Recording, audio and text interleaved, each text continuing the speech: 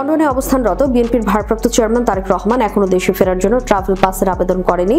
তিনি আবেদন করলে 1 ঘন্টার মধ্যে ট্রাভেল পাস দেওয়া সম্ভব বলে নিশ্চিত করেছে লন্ডনের বাংলাদেশ হাই কমিশন সূত্র। এছাড়া পররাষ্ট্র মন্ত্রণালয়ের এক কর্মকর্তা জানান, তারেক রহমানের ট্রাভেল পাস এখনো স্বাক্ষর আর সিলের ব্যাপার মাত্র। তবে তারেক রহমানের ঘনিষ্ঠ এমন দুজন বিএনপি নেতা হাই কমিশনে যোগাযোগ করেছেন। তারা জানতে চেয়েছেন ট্রাভেল পাস পেতে কতক্ষণ লাগতে পারে। জবাবে বাংলাদেশ হাই কমিশনের কর্মকর্তারা জানায়, সর্বোচ্চ 1 ঘন্টা ট্রাভেল পাস ইস্যু করা সম্ভব। ট্রাভেল পাস নিতে সরাসরি বাংলাদেশ হাই কমিশনে যেতে হবে না তারেক রহমানকে, তাকে একটি আবেদন পাঠাতে হবে। আবেদন করতে হবে হাই কমিশনের নির্ধারিত ফর্মে। সঙ্গে যুক্ত করতে হবে একটি ছবি, পুরাতন পাসপোর্টের ফটোকপি অথবা বাংলাদেশি নাগরিকত্ব সনদের কপি। পররাষ্ট্র মন্ত্রণালয় সূত্র জানায়, যে কোনো সাধারণ বাংলাদেশের জন্য এই ধরনের ট্রাভেল পাস একদিনে পাওয়া সম্ভব।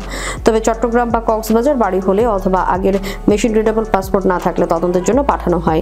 ট্রাভেল পাস নিতে তারেক রহমানের পক্ষে এখনো কোনো আবেদন বা অনুরোধ পায়নি কমিশন।